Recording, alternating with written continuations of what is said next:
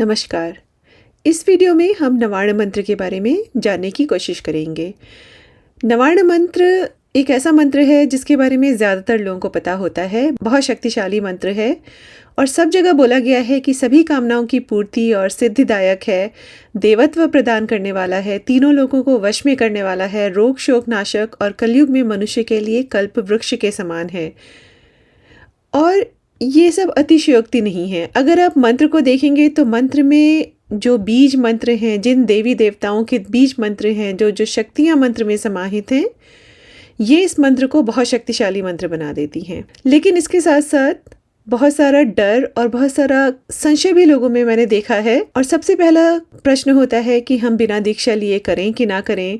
दूसरा होता है हम गकार के साथ करें या मकार के साथ करें। पर मुझे ऐसा लगता है कि जो सही क्वेश्चन है, सही प्रश्न है, वो ये होने चाहिए कि इस मंत्र में शक्ति किन देवताओं की है, इस मंत्र के ऋषि कौन कौन हैं, इस मंत्र के जो बीज हैं, जो शक्तियां हैं, उनका स्वरूप क्या है, उनका तत्व क्या है। और उसके बाद आपको इस मंत्र के न्यास को समझना चाहिए, क्योंकि इस मंत्र के न्यास को ही करते करते आप देखेंगे कि बहुत सारे न्यास ऐसे हैं नवार्ण मंत्र के जिनसे बहुत सारी कामनाओं की पूर्ति होती है।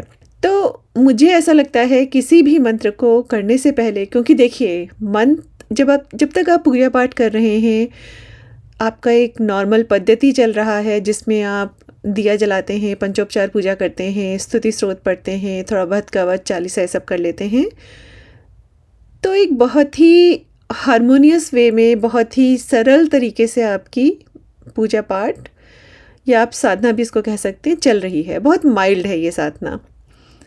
जब आप किसी मंत्र की साधना करने में लग जाते हैं, आप मंत्र का अनुष्ठान या पुरुष चरण करते हैं और उसको बार बार जपते हैं नियम के साथ, भक्ति के साथ, भाव के साथ। यहाँ पे सिर्फ भक्ति भाव नहीं रहा है, यहाँ पे एक प्रोसेस आ गया है। और जब प्रोसेस आता है तो ये बहुत इम्पॉर्टेंट होता है कि आप उस मंत्र को सबसे पहले समझें जिसको आप साधना चाहते हैं। कहा गया है कि मंत्र की सिद्धि जो होती है वो साधक की योग्यता पर निर्भर करती है, साधक के आचरण, उसके चरित्र पर निर्भर करती है। क्योंकि जब आप किसी मंत्र को साधना शुरू करते हैं और वो भी आप नवार्ण मंत्र जैसे शक्तिशाली मंत्र को साधना शुरू करते हैं, तो आप कुछ एनर्जीज़ को, कुछ कॉस्मिक एनर्जीज़ को, कुछ ऊर्जाओं को अपने एनवायरनमेंट में इन्वोक कर रहे हैं, जागृत कर रहे हैं। अगर आप नहीं जानते हैं कि वो ऊर्जाएं किस तरह की हैं, कैसी हैं, क्या क्या चेंजेस ला सकती हैं आप में, आपके एनवायरनमेंट में, तो फिर आपको प्रॉब्लम्स होंगी। अगर आप उन ऊर्जाओं के बारे में जानते हैं, समझते हैं, आप वो सारे प्रोसेसेस करते हैं जो उस मंत्र के साथ करने चाहिए, फिर वो मंत्र आपके लिए सिद्धिदायक होने लगता है। तो इसमें कोई शक नहीं है कि नवार्ण मंत्र सभी कामनाओं की पूर्ति करता है, बहुत शक्तिशाली है। इसमें इतनी सारी शक्तियाँ समाहित हैं जिनके बारे में हम अभी इस वीडियो में बात करेंगे कि आपको खुद देख के लगेगा कि सिर्फ 9 अक्षरों का मंत्र नहीं है ये, सिर्फ इसमें 3 बीज मंत्र, चामुंडाए, विच्चय, सिर्फ 4 शक्तियाँ नहीं हैं। इसमें इतनी सारी शक्तियाँ समाहित हैं कि बिना उन शक्तियों के तत्व को जाने समझे, और बहुत सारी शक्तियाँ उग्र शक्तियाँ हैं, बिना उनको जाने समझे अगर आप इसका जप करेंगे तो हो सकता है आपके लिए उतना लाभदायक ना रहे। देखिए, indirectly in the long way, in the long run लाभदायक रहेगा, लेकिन हो सकता है आप एक बम्पी रोड पे चलें पहले थोड़ा सा।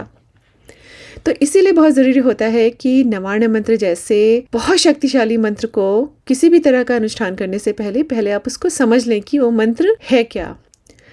नवार्ण मंत्र आप लोग स्क्रीन पे देख सकते हैं, नवाक्षरी बोला जाता है। और बहुत सारे लोग नवार्ण मंत्र में पहले ओम लगा देते हैं और उसके बाद लास्ट में नमः लगा देते हैं। अगर आपको गुरुगम्य है, अगर आपको अपने गुरु से नवार्ण मंत्र ऐसे ही मिला है तो आप ऐसे ही इसको जप करिए। लेकिन ट्रू सेंस में, स्ट्रिक्ट सेंस में, नवार्ण मतलब नवाक्षरी मंत्र जो होता है, 9 अक्षरों का मंत्र होता है। उसके लिए आपको ऐंग, ह्रींग, क्लींग, चामुंडाए, विच्चय, ये जो मंत्र है ये नवाक्षरी मंत्र माना जाएगा। ऐंग, ह्रींग, क्लींग, चामुंडाए, विच्चय। अब यहाँ पे जो पहले 3 अक्षर हैं, ऐंग, ह्रींग, क्लींग, ये बीज मंत्र हैं।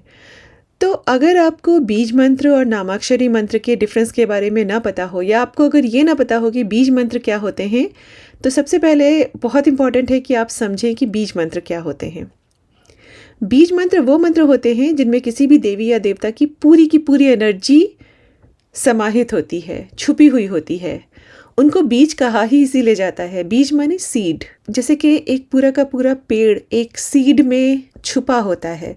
जब हम उसको दबा देते हैं मिट्टी में, हम उसको पानी देते हैं, खाद देते हैं, तो वो ग्रो करने लगता है और फिर पूरा का पूरा पेड़ बन जाता है। पर अगर आप एक सीड को देखेंगे, आपको लगता है उसमें एक पूरा का पूरा पेड़ होगा? वो तो जब आप उसको उगाते हैं, उसकी देखभाल करते हैं, जिस तरह की देखभाल उस बीज को चाहिए, फिर उसको खाद देते हैं, पूरी उसमें अपनी जान लगाते हैं, फिर वो धीरे धीरे करके एक पेड़ बन जाता है। तो जो आपके बीज मंत्र होते हैं, उसमें आपके पूरे जो देवता हैं उनकी शक्तियाँ समाहित होती हैं। इतना शक्तिशाली होता है बीज मंत्र। आपके आराध्य का पूरा स्वरूप उनके बीज मंत्र में निहित होता है। ये बीज मंत्र 3 प्रकार के होते हैं: मौलिक, यौगिक व कूट, जिनको एकाक्षर, बीजाक्षर या घनाक्षर भी कहते हैं। और बीज मंत्र साधारण नहीं होते हैं, ये बहुत गहराई और बहुत तेज़ी से आपकी साधना को बदल सकते हैं। पर आपको उच्चारण सही आना चाहिए, आपका अंतःकरण शुद्ध होना चाहिए और आपका तरीका सही होना चाहिए। बीज मंत्र को अगर आप देखेंगे तो उनका कोई शाब्दिक अर्थ नहीं होता है, आपको समझ में नहीं आएगा। अब जैसे एंग, एंग का क्या मतलब है यहाँ पे? एंग एंग एंग। यहाँ पे बीज मंत्र जो होते हैं वो ध्वनि, तत्व और फ्रीक्वेंसी, इन सब प्रिंसिपल्स पे, इन सब सिद्धांतों पर आधारित होते हैं। एक आप फ्रीक्वेंसी जनरेट कर रहे हैं और वो फ्रीक्वेंसी जो उस बीज मंत्र के देवता हैं, जैसे एंग जो है वो माँ सरस्वती का बीज मंत्र है। तो अगर आप एंग बीज मंत्र का अनुष्ठान या पुरुषचरण करना शुरू करेंगे तो आप माँ सरस्वती की शक्तियों को इन्वोक कर रहे हैं, उनको जागृत कर रहे हैं और वो शक्तियाँ धीरे धीरे आपके भीतर आने लगती हैं। तो बीज मंत्र बहुत तेज़ी से काम करते हैं, नामाक्षरी मंत्रों से कहीं ज़्यादा तेज़ी से बीज मंत्र काम करते हैं। पूरे की पूरे देवता की शक्ति को आपके सामने, आपके आसपास बनाने लग जाते हैं। और इनका जप बहुत तेज़ी से आपको आपके देवी देवताओं से जोड़ना शुरू कर देता है। तो इसीलिए बहुत ज़रूरी होता है कि जब आप किसी मंत्र को ले रहे हैं जिसमें बीज मंत्र हैं, अब जैसे नवार्ण मंत्र में 3 बीज मंत्र हैं, ऐं, ह्रीं, क्लीं, आपको पता होना चाहिए कि वो बीज मंत्र कौन सी शक्तियों के लिए हैं, क्योंकि बिना वो सब जाने, देखिए शक्तियाँ कैसे होती हैं, कुछ सौम्य शक्तियाँ हैं, कुछ उग्र शक्तियाँ हैं, राइट? तो जो सौम्य शक्तियाँ हैं उनको तो फिर भी आप टॉलरेट कर पाएंगे, लेकिन जो उग्र शक्तियाँ हैं वो बहुत सारा डिसिप्लिन और एक सर्टेन एनवायरनमेंट डिमांड करती हैं। और वो सब हम बनाते हैं अष्टांग योग से, प्राणायाम से, और भी बहुत सारे तरीके हैं जिनसे हम अपने पहले एनवायरनमेंट को क्रिएट करते हैं, हम अपने अंतःकरण को शुद्ध करते हैं, वो हमारी शक्तियाँ हमारे भीतर समाहित हो सके। नहीं तो बहुत सारे प्रॉब्लम्स आना शुरू होते हैं। और फिर किसी भी मंत्र का जब आप जाप करना शुरू करते हैं, और ख़ासकर नवार्ण मंत्र जैसे शक्तिशाली मंत्र का जाप करते हैं, तो आपके पापों का भी उदय होने लगता है, क्योंकि कुछ अच्छा मिलने से पहले आपको जो आपका प्रारब्ध है वो तो काटना ही पड़ेगा ना। तो इसीलिए बहुत ज़रूरी है कि पहले आप समझें कि जो बीज मंत्र हैं कौन सी देवी देवताओं के लिए स्टैंड करते हैं। यहाँ पे ऐंग बीज मंत्र जो है वो माँ सरस्वती का बीज मंत्र है। रींग जो है, रींग जिसको कुछ लोग रींग बोलते हैं, कुछ लोग रिंग बोलते हैं, कुछ लोग रीम बोलते हैं, कुछ लोग हलीम बोलते हैं। तो ये गकार और मकार क्या होता है इसके बारे में हम बस 2-3 मिनट में बात करते हैं। पर जो रिंग, मैं गकार यूज़ करती हूँ, तो जो रिंग बीज मंत्र है, रिंग रिंग रिंग रिंग, ये जो ह्रीं बीज मंत्र है ये माँ भुवनेश्वरी का बीज मंत्र है, जिसको आप शक्ति प्रणव भी बोलते हैं या देवी प्रणव बोलते हैं। ये एक बहुत बहुत बहुत शक्तिशाली बीज मंत्र है और इसकी ब्लेसिंग्स अगर आपको मिल जाएं तो दुनिया में ऐसा कुछ है ही नहीं जो आप कर ना सकें। पर भुवनेश्वरी माँ, अगर आप देखें तो देवी भागवत पुराण की जो अधिष्ठात्री देवी हैं वो माँ भुवनेश्वरी हैं। आपको अगर उनके बारे में समझना है तो पहले आप पूरा देवी भागवत पुराण पढ़िए। इसी तरह से देखिए, हम शक्तियों के साथ खुद को पहले जोड़ते हैं, क्योंकि जब आप उनके बीज मंत्र का जाप करना शुरू करेंगे तो वो शक्तियाँ आपके अंदर आने लग जाएंगी। तो उससे पहले बहुत ज़रूरी है कि आप एक इमोशनल कनेक्ट उन एनर्जीज़ के साथ बना लें, उनके बारे में समझें, उनसे प्यार करना शुरू करें, उनके सिद्धांतों का पालन करना शुरू करें, जिन चीज़ों के लिए वो स्टैंड करती हैं उन सब चीज़ों को मानना शुरू कर दें। अष्टांग योग बहुत ज़रूरी होता है अगर आप शक्ति साधना कर रहे हैं। तो यहाँ पे देखिए पहला बीज मंत्र जो है वो माँ सरस्वती का है, एंग। दूसरा जो है रींग, ये माँ भुवनेश्वरी का है, शक्ति प्रणाम भी बोलते हैं। और जो तीसरा है क्लींग, क्लींग, क्लींग, क्लींग, क्लींग, क्लींग, ये जो बीज मंत्र है ये माँ महाकाली का बीज मंत्र है। इसको काम बीज भी बोलते हैं। तो ये समझना बहुत ज़रूरी है कि ये जो 3 मंत्र हैं ये 3 शक्तियों के लिए हैं, माँ सरस्वती, माँ भुवनेश्वरी और माँ महाकाली। और इनका अगर ध्यान मंत्र जब आप देखेंगे, बाद में हम ध्यान मंत्र के बारे में बात करेंगे, तो आप उनका जो वर्णन है, उनका जो ध्यान मंत्र है, उनका जो वर्णन दिया गया है, उसको देख के आप समझेंगे कि कितना उनका कैसा एक शक्तिशाली स्वरूप है, उनका सौम्य स्वरूप है। अब जैसे माँ सरस्वती, माँ भुवनेश्वरी सौम्य देवियाँ हैं, लेकिन फिर भी इस मंत्र में उनका एक बहुत शक्तिशाली स्वरूप है। यह आपको उनकी ध्यान मंत्र से पता चलेगा। उसके बाद आता है चामुंडाए, चामुंडाए, और फिर आता है विच्चय। तो जो मंत्र है वो इस तरह से है, ऐं ह्रीं क्लीं चामुंडाए विच्चय। अब थोड़ा सा गकार और मकार के बारे में बात करते हैं। बहुत सारे लोग ये क्वेश्चन करते हैं कि हम गकार में करें या मकार में करें। तो मैं गकार में इसलिए करती हूँ क्योंकि सबसे पहले जो मुझे बीज मंत्र जब मैंने पढ़ना शुरू किया, समझना शुरू किया, जो मुझे समझाया गया वो गकार था। हर मंत्र गकार, ग पे अंत हो रहा था उसका। फिर उसके बाद मैंने बहुत सारे लोगों को देखा कि वो मकार यूज़ करते हैं, क्योंकि अगर आप संस्कृत में देखें तो जो बिंदु होता है उसका मकार ज़्यादातर होता है, लेकिन संस्कृत की अपनी कुछ ग्रामर और कुछ उनके रूल्स भी हैं कि अगर एक सर्टेन पूरा वर्ण का एक ग्रुप है और उसके बाद बेस्ड ऑन दैट एक सर्टेन साउंड ली जाएगी। लेकिन मैंने जो सारे बीज मंत्र जो मुझे मिले थे वो गकार से थे।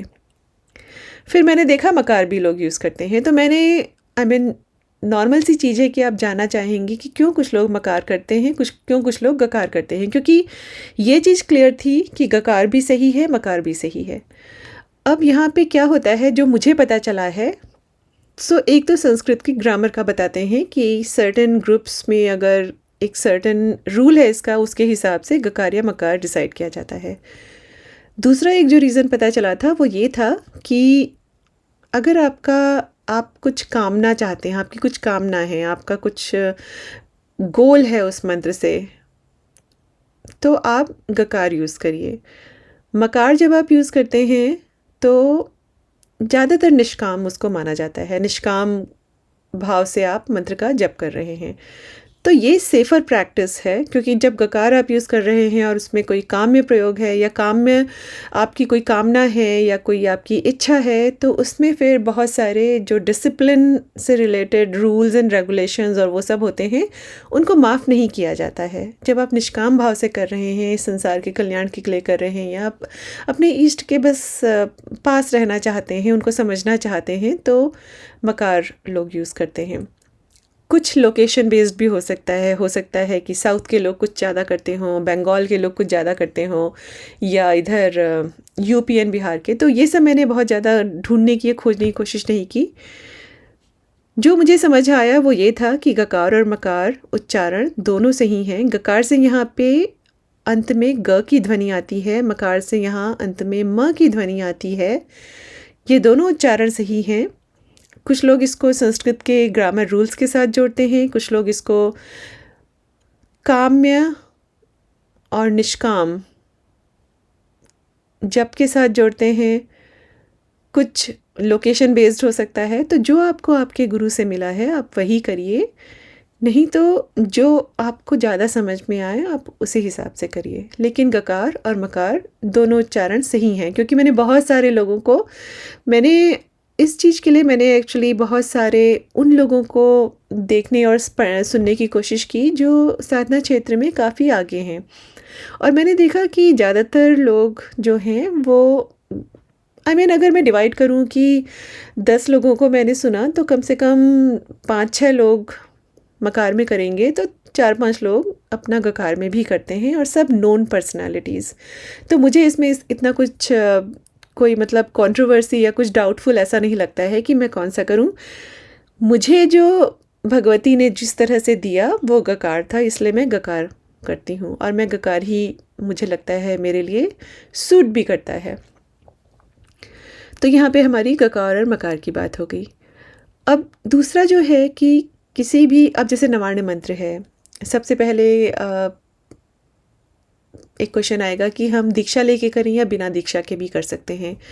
देखिए, ज़्यादातर मंत्र जो हैं अगर वो उग्र होते हैं या बहुत शक्तिशाली होते हैं तो उनके लिए बोला गया है कि दीक्षा लेके करना चाहिए। बहुत से मंत्र हैं जो आप बिना दीक्षा के भी कर सकते हैं, लेकिन कुछ मंत्र हैं जो आपको दीक्षा लेके करने चाहिए।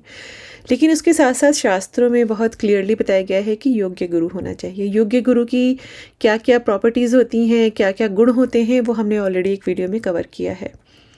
अगर आपको योग्य गुरु नहीं मिल रहे हैं लेकिन आप बहुत मन से नवार्ण मंत्र का जाप करना चाहते हैं तो सिर्फ इस वजह से किसी को भी अपना गुरु मत बना लीजिए, आप फंस जाएंगे। अगर कोई योग्य गुरु आपको नहीं मिल रहे हैं और आपने किसी से ले लिया तो बेसिकली हर तरीके से गलत है। ये मंत्रों को खुद अपने पास आने दीजिए।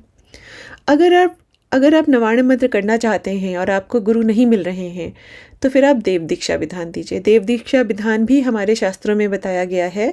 उसमें आप महादेव, दक्षिणामूर्ति महादेव हैं, उनको आप गुरु बनाते हैं, क्योंकि कहा गया है कि भगवान शिव ने ही सभी मंत्र दिए हैं। आप महादेव की शरण में जाते हैं और अगर आप बिल्कुल मन से उनके प्रति समर्पित हो जाएंगे तो कोई रीज़न नहीं है कि जो विधान उन्होंने स्वयं दिया है, देव दीक्षा विधान, उससे आपको फ़ायदा ना हो।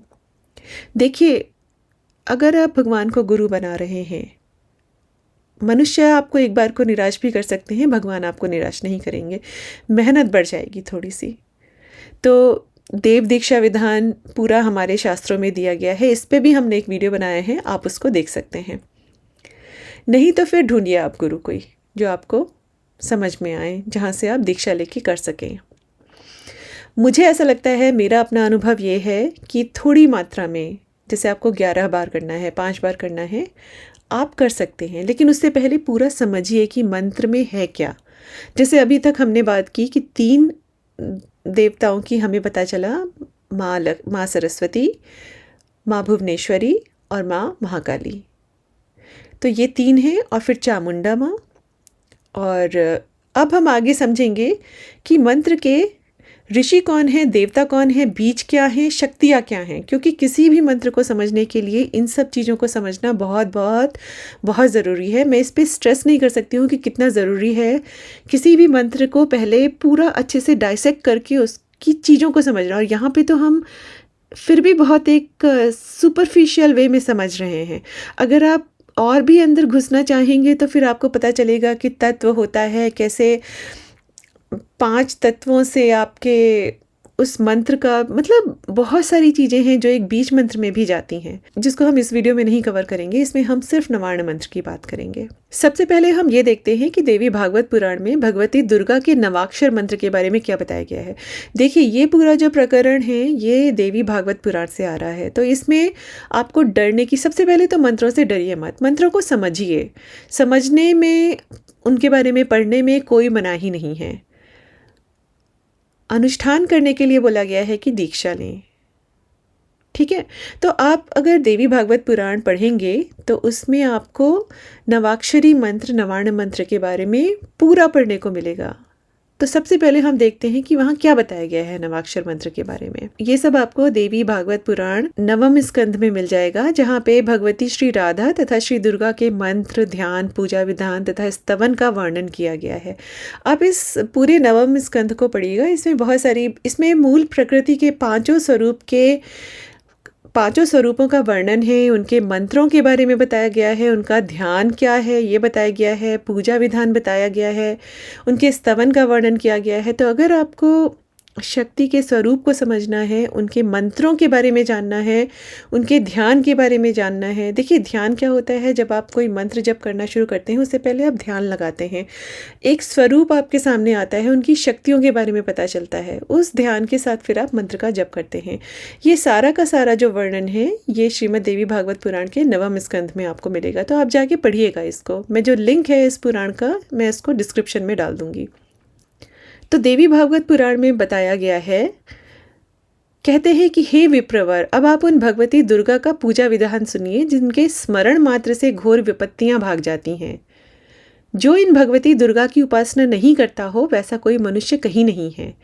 ये भगवती सबकी उपास्य सभी प्राणियों की जननी तथा अत्यंत अद्भुत दैवी शक्ति हैं। ये समस्त प्राणियों की बुद्धि की अधिष्ठात्री देवी तथा अंतर्यामी स्वरूपिणी हैं। ये घोर संकट से रक्षा करती हैं, अतः जगत में दुर्गा नाम से विख्यात हैं। देखिए अभी नवरात्रे चल रहे हैं, सभी नवरात्रे भगवती दुर्गा को समर्पित होते हैं। भगवती दुर्गा को गणेश जननी दुर्गा बोला जाता है। और अगर आप अपने जीवन में दुर्गति से परेशान हैं, रोग, शोक, धन, संपत्ति, विद्या, बुद्धि, आपको शक्ति में कमी लगती है, आप भगवती दुर्गा की शरण लीजिए। दुर्गा दुर्गति नाशिनी। और ये जो नवार्ण मंत्र है इसको माँ दुर्गा का ही मंत्र बताया गया है, क्योंकि जो शक्तियां हैं सारी भगवती दुर्गा की ही शक्तियां हैं। आगे कहते हैं, सभी वैष्णवों तथा शैवों की ये सदा उपास्य हैं। मूल प्रकृति रूपिणी हैं और जगत का सृजन, पालन तथा संहार करने वाली हैं। हे नारद, अब मैं भगवती दुर्गा के उत्तमोत्तम नवाक्षर मंत्र का वर्णन करूंगा। सरस्वती बीज ऐंग, भुवनेश्वरी बीज ह्रींग और काम बीज क्लींग, इन तीनों का आदि में क्रमशः प्रयोग करने के बाद चामुंडाए इस पद को लगाने के अनंतर विच्चय इन दो अक्षरों को जोड़ देने पर बना हुआ ऐंग ह्रींग क्लींग चामुंडाए विच्चय, यह नवाक्षर मंत्र कहा गया है, जो जप करने वाले मनुष्य के लिए कल्प वृक्ष के समान है। ये आपको पूरा का पूरा देवी भागवत पुराण में मिलेगा। और पुराणों को बहुत स्पष्ट बोला गया है कि सभी मनुष्य को पढ़ना चाहिए, बल्कि यम नियम में एक नियम है स्वाध्याय। तो अगर आप पढ़ेंगे तो ये सब आपके सामने आएगा। तो ऐसा नहीं है कि कुछ छुपा हुआ है या बताना नहीं चाहिए या बोलना नहीं चाहिए। आज के समय में सब कुछ सामने है, ज़रूरत है समझने की उसको। आपको ये बोला जाएगा कि हाँ नवार्ण मंत्र मत करो, इससे ये हो जाएगा, इससे वो हो जाएगा, लेकिन यहाँ पे प्रश्न ये है कि आप समझें कि नवार्ण मंत्र में ऐसा क्या है कि जिससे इतनी विस्फोटक शक्तियाँ उत्पन्न हो जाएंगी कि हम उसको ले नहीं पाएंगे। एंड हु नोज़, हम उसको ले लें। हर इंसान अलग है ना, हमारी क्षमता अलग है, हमारा आध्यात्मिक स्तर अलग है। डरिए मत मंत्रों से। मंत्रों को सबसे पहले समझने की कोशिश करिए, अपने वातावरण को बनाइए, मंत्रों को समझिए और फिर पूरे भक्ति भाव निष्ठा से अपना छोटा छोटा अनुष्ठान करके शुरू करिए। तो देखिए, कहते हैं कि जो जप करने वाले मनुष्य के लिए कल्प वृक्ष के समान है। ब्रह्मा, विष्णु और शिव इस मंत्र के ऋषि कहे गए हैं। अब हम पहले इस पूरे पाठ को पढ़ लेते हैं और उसके बाद हम देखेंगे कि मंत्र के ऋषि का मतलब क्या होता है, मंत्र की शक्ति का मतलब क्या होता है, मंत्र के देवता का मतलब क्या होता है इत्यादि। पर यहाँ पे ध्यान दीजिएगा, सुनिएगा। ब्रह्मा, विष्णु और शिव इस मंत्र के ऋषि कहे गए हैं। गायत्री, उष्णिक और अनुष्ठुप ये तीनों इस मंत्र के छंद कहे गए हैं। महाकाली, महालक्ष्मी और महासरस्वती इस मंत्र की देवता हैं। रक्तदंतिका, दुर्गा तथा भ्रामरी इस मंत्र के बीज हैं। नंदा, शाकंभरी और भीमा ये देवियाँ इस मंत्र की शक्तियाँ कही गई हैं। तो इतने से ही हमें पता चल गया कि इस मंत्र में कितनी सारी शक्तियाँ समाहित हैं। आप फिर से देखिए, ब्रह्मा, विष्णु, शिव, महाकाली, महालक्ष्मी, महासरस्वती, रक्तदंतिका, दुर्गा तथा भ्रामरी, नंदा, शाकंभरी और भीमा। और इसमें एक मिक्स है, सौम्य देवियाँ भी हैं लेकिन उग्र देवियाँ भी हैं। रक्तदंतिका माँ जो हैं उग्र देवी हैं। माँ दुर्गा में तो सभी देवता समाहित हैं। तो इस मंत्र में बेसिकली अगर आप देखें, इस मंत्र में सभी देवता, पूरा का पूरा ब्रह्मांड, ग्रह नक्षत्र सब कुछ समाहित है। नव दुर्गा, 10 महाविद्या, कुछ बचता ही नहीं है जब माँ दुर्गा आ जाती है। क्योंकि माँ दुर्गा का प्राकट्य कैसे हुआ था, किस शक्तिपुंज से वो बनी थी, सभी देवताओं की शक्तियों से मिलकर एक शक्ति बनी थी और वो शक्ति जो थी माँ दुर्गा है। इसीलिए उनको बोला गया है कि शिव की वो भार्या हैं, शिव महादेव की पत्नी हैं, लेकिन विष्णु भगवान की बुद्धि हैं। ये आपको हर पुराण में मिलेगा, अलग अलग तरीके से मिलेगा। कहीं बोला जाएगा भगवती दुर्गा विष्णु भगवान जी की बहन है, शिव जी की पत्नी है, कहीं उनको बोला जाएगा उनकी योग माया है। बेसिकली जो बोला गया है वो ये बोला गया है कि भगवान शिव की पत्नी है गणेश जनी दुर्गा, और भगवान विष्णु की बुद्धि है, बुद्धि की शक्ति है। तो ये जो कनेक्शन है इसको अब ये आपको हर जगह मिलेगा। नवार्ण मंत्र में भी अगर आप देखेंगे सारे देवताओं की शक्ति आपको यहाँ पे मिलेगी, इसीलिए ये मंत्र जो है वो बहुत शक्तिशाली बन जाता है। फिर आगे बोला गया है धर्म अर्थ काम और मोक्ष की प्राप्ति के लिए इस मंत्र का विनियोग किया जाता है। ऋषि छंद और देवता का क्रमशः मस्तक पर, मुख में और हृदय में न्यास करना चाहिए। स्वार्थ सिद्धि के लिए दोनों स्तनों में शक्ति बीजों का न्यास करना चाहिए। ऐं ह्रीं क्लीं 3 बीज मंत्रों, 4 वर्णों वाले चामुंडाए, 2 वर्णों वाले विच्चय के साथ तथा पूरे मंत्र के साथ क्रमशः नमः, स्वाहा, वषट, हुम, वौषट और फट, फट बोलते हैं, फट नहीं बोलेंगे, फट, इन 6 जाति संज्ञक वर्णों को लगाकर साधक को शिखा, दोनों नेत्र, दोनों कान, नासिका, मुंह और गुदा आदि 6 स्थानों में न्यास करना चाहिए और साथ ही संपूर्ण मंत्र से सिर से लेकर पैर तक व्यापक न्यास करना चाहिए। देखिए यहाँ पे हम ये देख रहे हैं कि देवी भागवत पुराण में न्यास का क्या प्रक्रिया बताई गई है। न्यास बहुत ज़रूरी होता है। न्यास के बारे में हम थोड़ा सा देर में अभी और बात करते हैं, क्योंकि मंत्र महो दधि और शारदा तिलक में न्यास के बारे में क्या लिखा है वो मैं आपको बताना चाहती हूँ। न्यास इतना शक्तिशाली होता है, न्यास ज़रूर करिए, न्यास को समझिए, सीखिए। बहुत ईजी है, बहुत बहुत आसान प्रोसेस है, लेकिन ये आपकी साधना को, आपके मंत्र जप को एक अलग ही लेवल पे ले जाएगा। न्यास बहुत ज़रूरी होता है। कुछ लोग तो बोलते हैं, कई जगह मैंने पढ़ा है कि सिर्फ न्यास से ही आपको मंत्रों की सिद्धि मिल जाती है, क्योंकि आप अपने शरीर के अलग अलग जगह पे मंत्रों की शक्तियों को, मंत्रों के देवता को, मंत्रों के ऋषियों को समाहित कर रहे हैं, स्थापित कर रहे हैं। तो न्यास बहुत ज़रूरी होता है।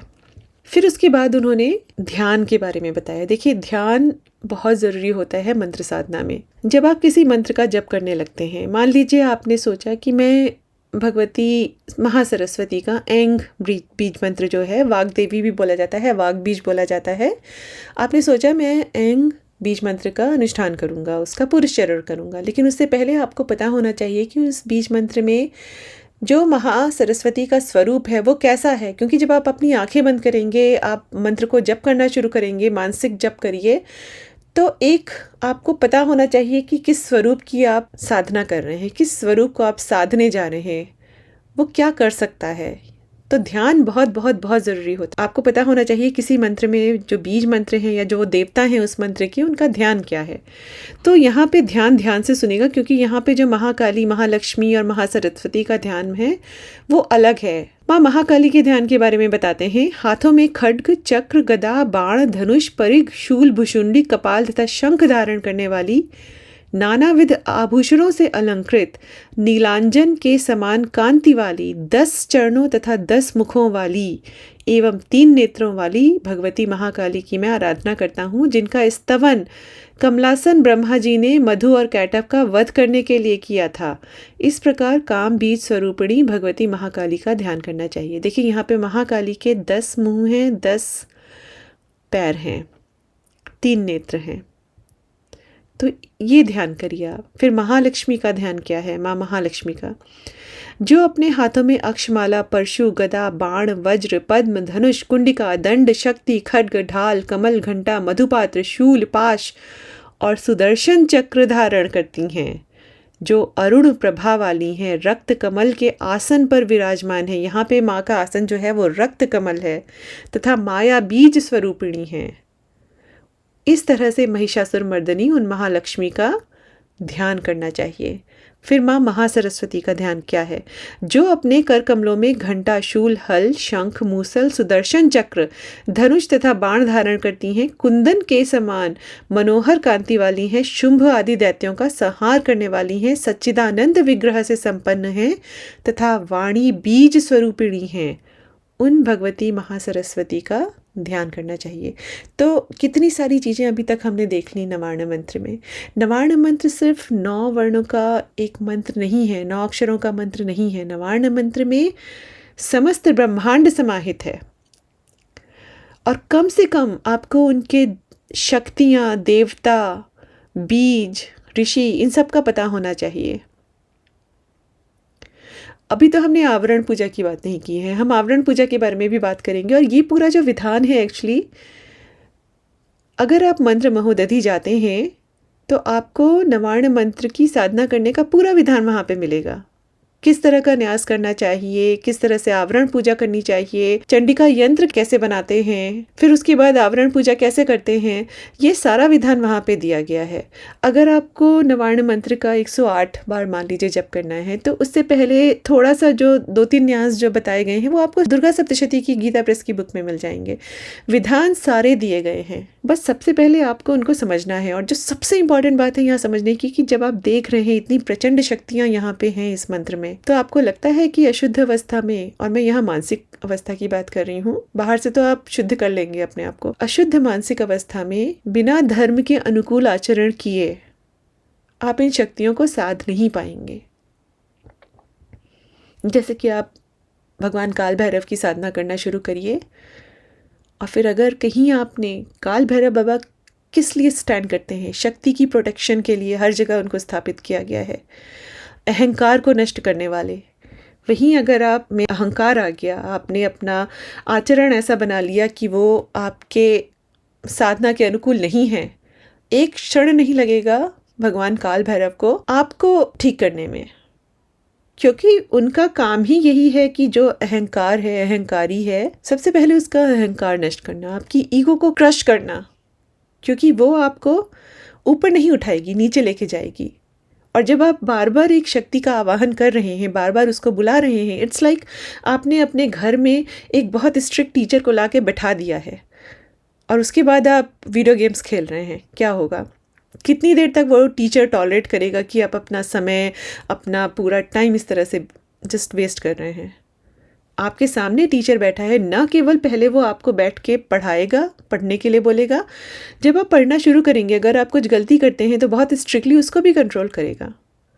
तो इसीलिए ये आपके ऊपर है कि आपको एक लीनियंट टीचर चाहिए, बहुत लंबा रास्ता चाहिए, या आपको एक स्ट्रिक्ट टीचर चाहिए जो बहुत कॉम्पिटेंट है और बहुत कम समय में आपको बहुत ऊंचाई पे ले जा सकता है। ये सब आपको डिसाइड करना है। इसीलिए नवार्ण मंत्र, उससे डरिए मत, उसको समझिए, फिर एक मन में ठान लीजिए कि मैं बनूंगा इस लायक। और मंत्र मिलने के बहुत सारे तरीके होते हैं। देखिए, एक तो आपको गुरु मंत्र दे सकते हैं, आपके कोई गुरु हैं, वो आपको देखकर, आपको परख कर, अगर अच्छे गुरु हैं, उत्तम गुरु हैं, योग्य गुरु हैं, तो वो पहले आपको परखेंगे, आपको बहुत अच्छे से परखेंगे, क्योंकि उनको पता होगा कि अगर हमने कोई भी मंत्र दे दिया तो उसका क्या नतीजा होने वाला। तो पहले वो आपको परखेंगे 1-1.5 साल, उसके बाद वो आपको मंत्र देंगे। एक ये तरीका होता है। दूसरा होता है स्वप्न में मंत्र का मिलना। हमारे शास्त्रों में इसका भी विधान बताया गया है। स्वप्न में मिले अगर मंत्र कोई होते हैं तो उनको स्वप्न लब्ध मंत्र कहा जाता है। स्वप्न लब्ध मंत्र जो होते हैं वो आपके हैं, वो आपको भगवान भगवती स्वयं दे रही हैं, और वो जब वो देने पे आ जाती हैं तो फिर उसमें वो मंत्र आपके ही हैं, आप उनका जप करिए, फिर यहाँ पे कोई भेद नहीं रह जाता है। कुछ लोग बोल रहे थे कि कैसे पता चलेगी सपने में कौन आके मंत्र दे रहा है। तो मेरा प्रश्न है कि गंगा जल आपको कोई भी दे, एक भूत प्रेत दानव भी आके दे, पहले तो वो छू ही नहीं पाएगा गंगा जल को, राइट? गंगा जल से तो दूर भागते हैं। मंत्र जो देवी देवता के मंत्र हैं, उनको कोई नकारात्मक शक्ति कैसे अपने मुंह से बोल भी सकती है, जबकि हम जानते हैं कि जो देवी देवता के मंत्र होते हैं वो इन नकारात्मक शक्तियों को दूर भगाते हैं। तो अगर कोई नकारात्मक शक्ति भी लेकिन अगर अपने हाथ में गंगा जल लेके आ जाए तो क्या गंगा जल दूषित हो जाएगा? मंत्रों को तो हम स्वयं देवता बोलते हैं ना। देवता की ऊर्जा की ऐसी होती है कि वो एक भूत प्रेत पिशाच, और वो भी वो देवता जो पूरे ब्रह्मांड को संचालित कर रहे हैं।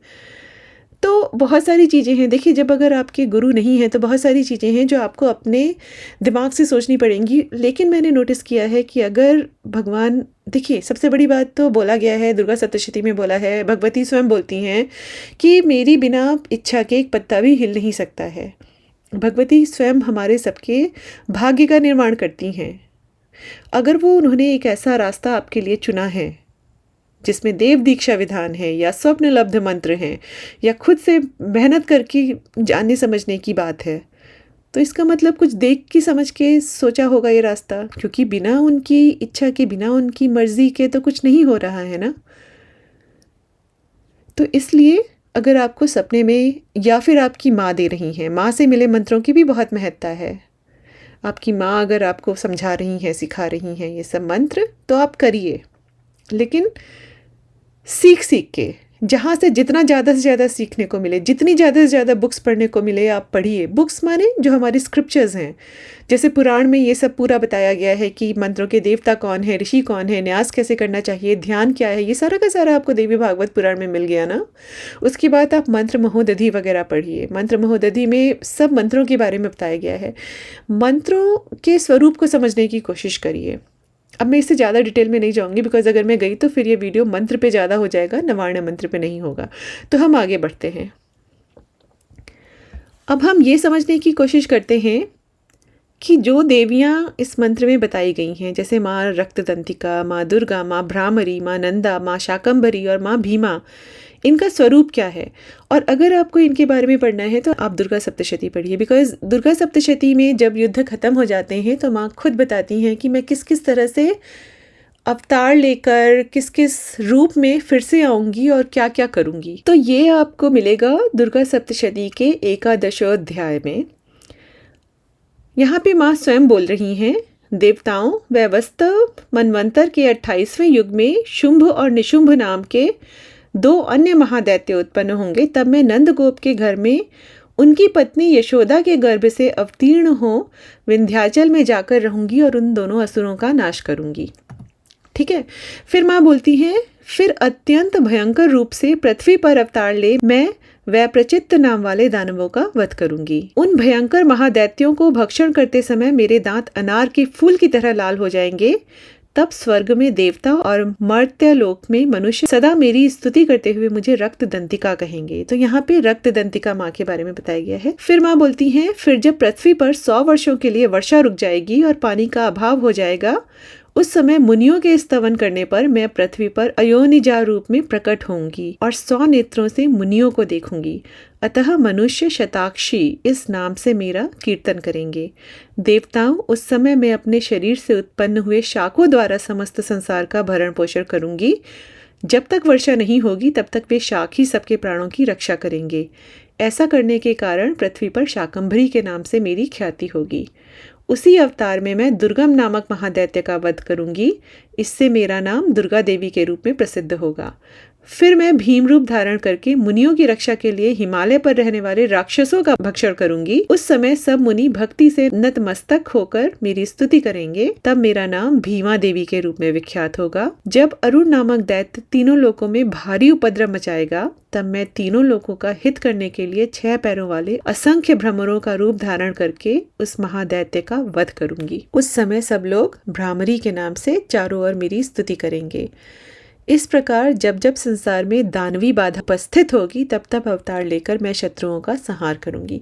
देखिए, यहाँ माँ अपने सभी स्वरूपों का बताती हैं। देखिए, इसीलिए जो नवार्ण मंत्र है इसको चंडी मंत्र भी बोला जाता है। इसको जब आप दुर्गा सप्तशती का पाठ करते हैं तो दुर्गा सप्तशती के पाठ को नवार्ण मंत्र से संपुटित करते हैं। मतलब पाठ के शुरू में आप एक माला नवार्ण मंत्र का जप करते हैं और पाठ के बाद में आप एक माला नवार्ण मंत्र का जप करते हैं। और आपको पता होना चाहिए कि मंत्र की शक्तियाँ क्या हैं, कैसे कैसे स्वरूप भगवती के उसमें हैं। और देखा जाए तो सभी स्वरूप हैं, मतलब कुछ रहा ही नहीं है। अब अगर यहाँ पे देखें तो माँ रक्तदंतिका भगवती का भीषण स्वरूप है। शत्रु संहार करने में दक्ष है, पर अपने भक्तों का वो अपने बच्चों की तरह ख्याल रखती हैं। माँ भ्रामरी, इनके बारे में कहा गया है कि इनके प्रयोग से शत्रु पक्ष में फूट पड़ जाती है और शत्रु का उच्चाटन भी किया जा सकता है। फिर माँ शाकंभरी सौम्य स्वरूप है। कहते हैं कि भगवती शाकंभरी की उपासना से अनावृष्टि, अकाल दोष दूर होकर अन्न धन की वृद्धि, दुख दारिद्रता ये सब दूर हो जाती हैं। बहुत सौम्य रूप है माँ भगवती का। माँ भीमा, भगवती का भैरव स्वरूप विशाल है। संहार में कहते हैं भगवती कालरात्रि के समान है। और कालरात्रि माँ के बारे में तो बोला गया है कि जब सभी प्रयोग विफल हो जाते हैं, जब कुछ भी ना चल पा रहा हो आपका, काल रात्रि माँ की शरण लेकर देखिए। अगर बिल्कुल घोर विपत्ति छाई हुई है आपके पास, माँ काल रात्रि की शरण लीजिए और फिर देखिए। तो ये सारे जो हैं स्वरूप हमारे नवार्ण मंत्र में है, क्योंकि ये सब हमारे नवार्ण मंत्र के देवता, बीज, शक्तियां हैं। अब हम थोड़ा सा न्यास के बारे में बात करते हैं, क्योंकि अगर आप नवार्ण मंत्र करना चाहते हैं तो आपको न्यास जरूर करना चाहिए, समझना चाहिए कि उसमें क्या हो रहा है। देवी भागवत पुराण में हमने देखा कि कैसे बताया गया है कि किस चीज का कहाँ पे न्यास करना चाहिए, बट यहाँ पे थोड़ा सा और डिटेल में हम बताते हैं। कहा गया है कि साधक के लिए साधना में न्यास का बहुत बहुत बहुत महत्व है, और न्यास का मतलब होता है स्थापना करना, शक्तियों को स्थापित करना अलग अलग आपके शरीर के हिस्सों में, बाहर या भीतर के हर अंग में आप अपने इष्ट देवता और मंत्र का स्थापन करते हैं। कहा गया है कि जो हमारा स्थूल शरीर है ये बहुत अपवित्र है, इसमें जब तक आप इसको शुद्ध और दिव्य ना बना दें तब तक हमको देव पूजा का अधिकार नहीं होता है। और अगर हम करें भी तो अगर आप देखते हैं कि अगर आपने जब शुरू किया है आपको बार बार विघ्न आ रहे हैं, उच्चाटन हो रहा है, आपका जब पूरा नहीं हो रहा है, या आपके जो परिणाम है वो आपके अनुकूल नहीं मिल रहे हैं, तो आप न्यास जरूर करिए। पहले एक पूरा प्रोसेस होता है मंत्र साधना को, उसको आपको फॉलो करना चाहिए। कहा गया है कि शरीर के प्रत्येक अवयव में जो क्रिया शक्ति सुषुप्त हो रही है, हृदय के अंतराल में जो भावना शक्ति मूर्छित है, उसको जगाने के लिए न्यास अव्यर्थ महाऔषधि है। न्यास के कई तरह होते हैं, कई प्रकार होते हैं। मात्र का न्यास स्वर और वर्णों का होता है, मंत्र न्यास पूरे मंत्र का होता है, मंत्र के पदों का होता है, मंत्र के एक एक अक्षर का और एक साथ ही सब प्रकार का होता है। देवता न्यास शरीर के बाह्य और अभ्यंतर अंगों में अपने इष्ट देव अथवा अन्य देवताओं के यथास्थान न्यास को कहते हैं। दोनों जो हाथों की सब उंगलियों में तथा करतल और करपृष्ठ में किया जाता है वो कर न्यास है। जो त्रिनेत्र देवताओं के प्रसंग में षडंग और अन्य देवताओं के प्रसंग में पंचांग होता है उसे अंग न्यास कहते हैं। जो किसी भी अंग का स्पर्श किए बिना सर्वांग में मंत्र न्यास किया जाता है वह व्यापक न्यास कहलाता है। और ऋष्यादि न्यास के 6 अंग होते हैं। कहा गया है कि सिर में ऋषि का, मुख में छंद का, हृदय में देवता का, गुह्य स्थान में बीज, पैरों में शक्ति और सर्वांग में कीलक। इसके अतिरिक्त और भी बहुत सारे न्यास होते हैं जो हमें इस समय जानने की जरूरत नहीं है। फिर बोला गया है कि न्यास 4 प्रकार से किए जाते हैं। मन से उन स्थानों में देवता, मंत्रवर्ण, तत्व आदि की स्थिति की भावना की जाती है। अंतर्न्यास केवल मन से होता है, बहिर्न्यास केवल मन से भी होता है और उन स्थानों के स्पर्श से भी होता है। और स्पर्श 2 तरह से किया जाता है, किसी पुष्प से अथवा उंगलियों से छूकर, और उंगलियों का प्रयोग भी 2 प्रकार से होता है। एक तो अंगुष्ठ और अनामिका को मिलाकर सब अंगों का स्पर्श किया जाता है, और दूसरा भिन्न भिन्न अंगों के स्पर्श के लिए अलग अलग उंगलियों का प्रयोग किया जाता है। तो जैसा आपको आपके गुरु बताएं या जैसा आपको समझ में आए आपको करना चाहिए, पर न्यास एक ऐसी प्रक्रिया है जो आपको समझ के जरूर करनी चाहिए। और कहा तो यहाँ तक गया है कि केवल न्यास के द्वारा ही देवत्व की प्राप्ति और मंत्र सिद्धि हो जाती है। हमारे भीतर बाहर अंग प्रत्यंग में देवताओं का निवास है। हमारा अंतस्थल और बाह्य शरीर दिव्य हो गया है। इस भावना से ही अदम्य उत्साह, अद्भुत स्फूर्ति और नवीन चेतना का जागरण अनुभव होने लगता है। कहते हैं जब न्यास सिद्ध हो जाता है तो भगवान से एकत्व जैसा फील होने लगता है, एकत्व की भावना आ जाती है, एकत्व हो ही जाता है। न्यास और कवच ये आपको बहुत प्रोटेक्ट करते हैं। तो कोई भी अगर आप थोड़ा उग्र साधना लें, मैं नवार्ण मंत्र को बहुत उग्र नहीं बोलूँगी, इसमें सभी तरह की शक्तियों का समावेश है। अगर आप देखें सौम्य शक्तियाँ भी हैं, उग्र शक्तियाँ भी हैं, हर तरह की शक्तियाँ हैं, और यही इसकी प्रचंड होने का कारण है। तो अगर आप पूरे विधि विधान से इसका जप कर रहे हैं, ये सच में कल्प वृक्ष के समान है। आप करिए समझ के, सीख के, और अगर आपको कोई योग्य गुरु नहीं मिल रहे हैं तो आप देव दीक्षा विधान के साथ इसको करिए। हर मंत्र के प्रत्येक पद के और प्रत्येक अक्षर के अलग अलग ऋषि, देवता, छंद, बीज, शक्ति और कीलक होते हैं। मंत्र सिद्धि के लिए इनके ज्ञान, प्रसाद और सहायता की अपेक्षा होती है। मतलब अगर आप एक मंत्र सिद्ध करना चाहते हैं और आप उनके ऋषि, देवता, छंद, बीज, शक्ति और कीलक, इन सबको अगर आप सम्मान नहीं दे रहे हैं, इनके बारे में आप जानते भी नहीं हैं, तो आप उस मंत्र को कैसे सिद्ध कर पाएंगे। तो किसी भी मंत्र सिद्धि के लिए इन सब की सहायता चाहिए, आपको इन सब का आशीर्वाद चाहिए। सहायता एक बहुत ही मटेरियलिस्टिक वर्ड हो जाता है, आपको इनका आशीर्वाद चाहिए। सहयोग भी नहीं, आशीर्वाद चाहिए। सहयोग मिल जाता है, अगर आप करेंगे, सब पूरा प्रोसेस फॉलो करेंगे तो आपको सहायता मिल जाएगी, सहयोग मिल जाएगा, लेकिन आप उनका आशीर्वाद लेने की कोशिश करिए। आशीर्वाद लेने के लिए पहले उनके बारे में पढ़िए, उनको समझिए, उनकी कहानियाँ सुनिए, सब कुछ उनके बारे में पता कर लीजिए और फिर उसके बाद पूरा विधि करिए, न्यास की क्या विधि है। जब विधि करेंगे तो आप मन में सोचिए कि अच्छा माँ शाकंभरी यहाँ पे स्थापित हो रही हैं, अच्छा विष्णु भगवान यहाँ स्थापित हो रहे हैं। ये थॉट ही आपको, ये विचार ही आपको एक नई शक्ति देगा, नई ऊर्जा देगा। और फिर इस भाव के साथ आप अपना मंत्र जप शुरू करिए। अब ऋषि कौन होते हैं? जिस ऋषि ने भगवान शंकर से मंत्र प्राप्त करके सबसे पहले उस मंत्र की साधना की थी, वो उस मंत्र के ऋषि हैं। गुरु स्थानीय होने के कारण मस्तक में स्थान पाने योग्य हैं, तो उनका मस्तक में न्यास किया जाता है। मंत्र के स्वर वर्णों की विशिष्ट गति, जिसके द्वारा मंत्रार्थ और मंत्र तत्व आच्छादित रहते हैं और जिसका उच्चारण मुख के द्वारा होता है, वो छंद है और वो मुख में स्थान पाने का अधिकारी है, इसलिए न्यास में मुख में किया जाता है छंद का। मंत्र का देवता जो अपने हृदय का धन है, जीवन का संचालक है, समस्त भावों का प्रेरक है, हृदय का अधिकारी है, तो हृदय में देवता का न्यास किया जाता है। और इसी तरह से जितने भी न्यास हैं, सबका एक विज्ञान है, सबकी एक साइंस है, सबके पीछे एक रीज़न है, लॉजिक है। और यदि ये सब न्यास ठीक से कर लें आप, तो जो आपका शरीर है वो स्वयं दिव्य बन जाता है और ये आपको फील होगा। ये मेरा अपना एक्सपीरियंस भी था। पहले मैं नवार्ण मंत्र जब करती थी बचपन में, और पूरा टाइम बहुत लंबे समय तक मैं जो नवार्ण मंत्र करती थी, मैंने कई बार न्यास स्किप किया था, लेकिन अभी पिछले कुछ सालों से नवार्ण मंत्र का जब मैं अनुष्ठान करती हूँ, मैं न्यास ज़रूर करती हूँ और मैंने इसके रिजल्ट्स देखे हैं। आप खुद देखेंगे जब अगर आप इस पूरे प्रोसेस को फॉलो करेंगे। सबसे पहले समझिए देवताओं के तत्व को, न्यास की प्रक्रिया को समझिए, उसके बाद जप करिए, देखिए क्या होता है। किसी मंत्र की शक्ति क्या है, जिनकी सहायता से बीज मंत्र बन जाता है, वह तत्व शक्ति कहलाता है। उसका पाद स्थान में न्यास करते हैं। विनियोग कहते हैं, गौतमीय तंत्र के अनुसार ऋषि एवं छंद का ज्ञान न होने पर मंत्र का फल नहीं मिलता है तथा उसका विनियोग न करने, मात्र जप करने से मंत्र दुर्बल हो जाता है। मंत्र को फल की दिशा का निर्देश देना विनियोग कहलाता है। तांत्रिक परंपरा में ऋषि आदि की जानकारी के साथ साथ उसका यथार्थ विनियोग करना आवश्यक माना गया है। विनियोग में ऋषि, छंद, देवता, बीज एवं शक्ति के अलावा एक और तत्व होता है जिसे कीलक कहते हैं। मंत्र को धारण करने वाला या मंत्र शक्ति को संतुलित रखने वाला जो तत्व होता है वो कीलक कहलाता है और इसका सर्वांग में न्यास किया जाता है।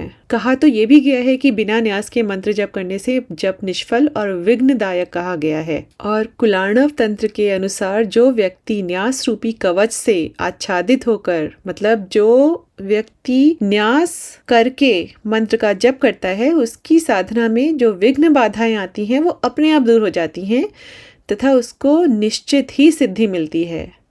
और जो व्यक्ति अज्ञान या प्रमादवश, मतलब किसी को पता नहीं है या कोई आलस की वजह से न्यास नहीं करता है, तो उसे पग पग पर विघ्नों का सामना करना होता है। हृदय, शिर, शिखा, कवच, नेत्र एवं करतल, इन 6 अंगों में मंत्र का न्यास करना अंग न्यास कहलाता है। देखिए, इसीलिए अगर आप मान लीजिए नवार्ण मंत्र या कोई भी मंत्र का जाप कर रहे हैं और आपको उसमें उच्चाटन हो रहा है, प्रॉब्लम्स आ रहे हैं, आपको वीकनेस लग रही है, तो सबसे पहले आप न्यास समझिए। आप देखिए आप न्यास करते हैं कि नहीं करते हैं।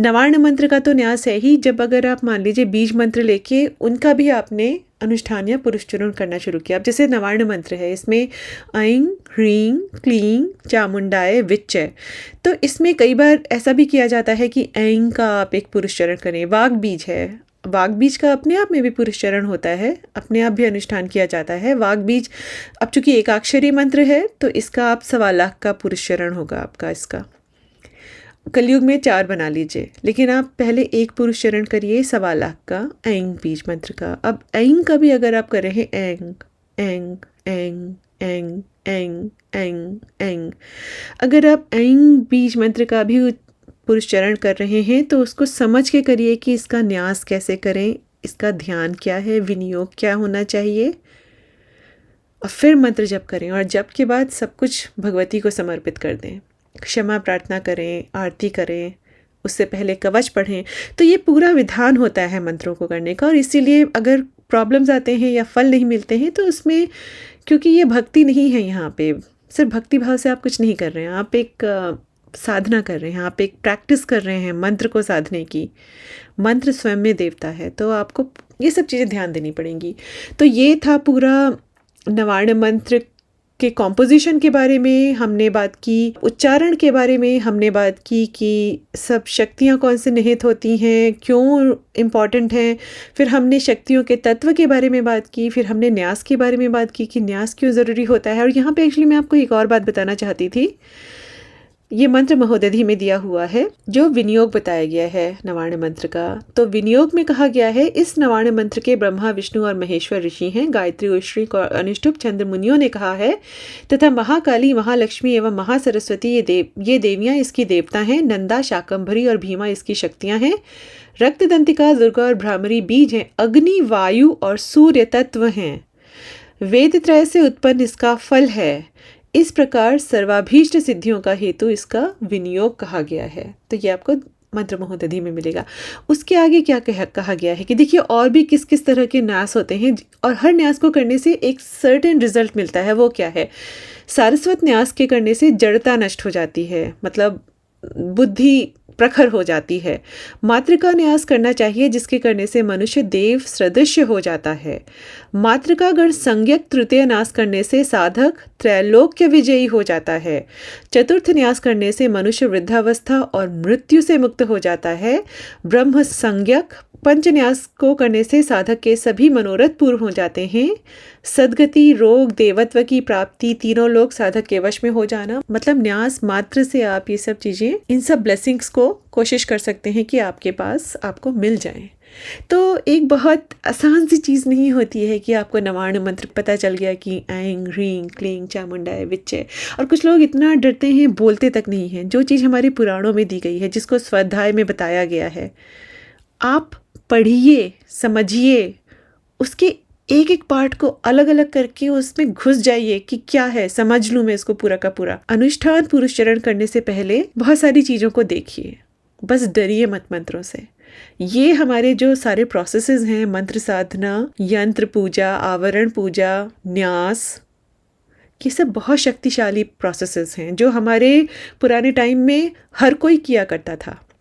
अब हमको डरा दिया जाता है थोड़ा सा कि अरे तुमने ऐसे कैसे बोल दिया, तुमने ऐसे बिना गुरु के कैसे कर लिया। लेकिन आप ये सोचिए कि वो भगवती जिनकी इच्छा के बिना एक पत्ता नहीं हिल सकता है, जो हमारे मन की गति को, मन को भी गति देती हैं, मन में भाव देती हैं, उसमें विचार डालती हैं, बिना उनकी इच्छा के हम इस डायरेक्शन में भी कैसे जा सकते हैं? और अगर हम जा रहे हैं इसका मतलब there is a reason behind that, right?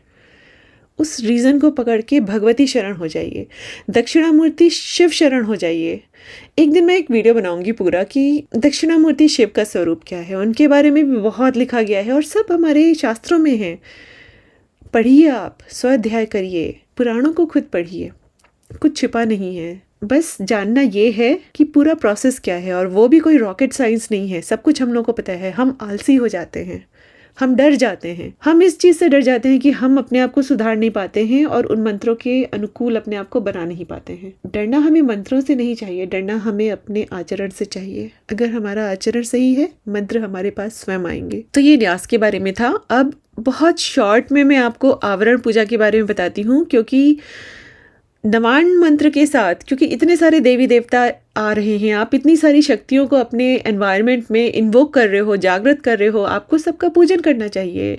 It's like आपके घर में बहुत सारे लोग आए हैं, आप सबको की अवभगत करोगे कि नहीं करोगे? और मान लो बहुत सारे देवता आ गए आपके घर में, आप सबकी अवभगत करेंगे कि नहीं करेंगे? कायदे से करना चाहिए आपको, राइट? तो आपको पता होना चाहिए कौन कौन से देवता हैं, कैसे कैसे उनकी पूजा की जाए। तो ये सब आवरण पूजा में आ जाता है आपका। आवरण पूजा का पूरा विधान जो है वो मंत्र महोदधि में दिया हुआ है। पूरा का पूरा विधान सब अच्छे से बताया है, किस तरह से चंडी यंत्र होना चाहिए, कौन से पार्ट में किन देवताओं की पूजा करनी चाहिए। अब अगर मैंने उसके बारे में बात करना शुरू किया तो ये वीडियो बहुत लंबा हो जाएगा। तो मैं उस पूरे प्रोसेस को, आवरण पूजा को नवार्ण मंत्र के, मैं किसी और वीडियो में बता दूंगी, या मैं कोई डॉक्यूमेंट क्रिएट करूंगी। And I am thinking I am going to share the document. जो लोग मुझे मेल करेंगे, मैं इसको ओपनली बस ऐसे ही नहीं रख दूंगी कि कोई भी उसको कॉपी एंड पेस्ट करके अपना यूज़ कर ले। अगर आप सीरियसली समझना चाहते हैं नवार्ण मंत्र को, इसकी पूरी पद्धति को कैसे करें, अलग अलग जो न्यास हैं, आवरण पूजा में जो अलग अलग देवी देवता आते हैं उन सबको अगर आप समझना चाहते हैं तो आप मुझे मेल करिएगा। नवरात्रि में तो बहुत मुश्किल है, मेरी भी अपनी साधनाएं चल रही हैं, बट उसके बाद कभी मैं एक डॉक्यूमेंट बना के ज़रूर इसको शेयर कर दूंगी कि अगर आप मान लीजिए जब कर रहे हैं और आप वो पूरा आवरण पूजा रोज़ नहीं भी कर पाते हैं तो कम से कम उस लिस्ट को अपने साथ रखिए, मन में उनको नमन करिए। इसके भी 5 एक्चुअली वो होते हैं, प्रकार होते हैं कि क्या क्या कैसे कैसे करना चाहिए, वो मुझे नहीं लगता इस वीडियो में शेयर करना चाहिए। बट आवरण पूजा जो है वो एक बहुत इम्पॉर्टेंट पार्ट होता है, उसमें आपको नवारण मंत्र के साथ वो आपको ज़रूर करना चाहिए। जैसे कि I just talk about a few energies: Brahma, Vishnu, Shiva, Gayatri, Mahakali, Mahalakshmi, Mahasaraswati, Raktadantika, Durga, Bhramari, Nanda, Shakambhari, Bhima. Brahma, Saraswati, Lakshmi, Vishnu, Parvati, Shiva, Simhi, Bhagavati का जो सिंह हैं उसकी भी पूजा करनी चाहिए। महिषासुर, भगवती नंदजा, रक्तदंता, शाकंभरी, कल्याणकारिणी दुर्गा, भीमा, भ्रामरी, ब्राह्मी, माहेश्वरी, कौमारी, वैष्णवी, वाराही, नारसिंही, ऐन्द्री और चामुंडा। विष्णु माया, चेतना, बुद्धि, निंद्रा, शुद्धा, छाया, पराशक्ति, तृष्णा, शांति, जाति, लज्जा, शांति, श्रद्धा, कीर्ति, लक्ष्मी, धृति, वृत्ति, श्रुति, स्मृति, दया, तुष्टि, पुष्टि, माता, भ्रांति, गणेश, क्षेत्रपाल, बटुक भैरव, योगिनियाँ, इंद्र और बहुत सारे देवी देवता हैं, वो सब आवरण पूजा में आपके आ जाएंगे। और अगर देखिए सुनने में बहुत लंबा चौड़ा प्रोसेस लग रहा है, लेकिन अगर आपने एक बार समझ लिया तो ये कोई बहुत टाइम कंज्यूमिंग प्रोसेस नहीं है। इनफैक्ट मैं एक ऐसा वीडियो बनाऊंगी जिसमें ये सारा प्रोसेस तो होगा ही, उसके साथ साथ टाइम कि इस प्रोसेस में कितना टाइम लग रहा है, तो आपको पता हो जाएगा कि एंड टू एंड अगर आप पूरा ये करते हैं तो उसमें आपका कितना टाइम लग रहा है। बस समझने की कोशिश करिए मंत्रों को, उनसे डर मत जाइए। आई थिंक हम लोगों ने नवारण मंत्र के बारे में इस वीडियो में काफ़ी कुछ डिस्कशन किया है और मिलते हैं अगले वीडियो में। नमश्चंडिकाय।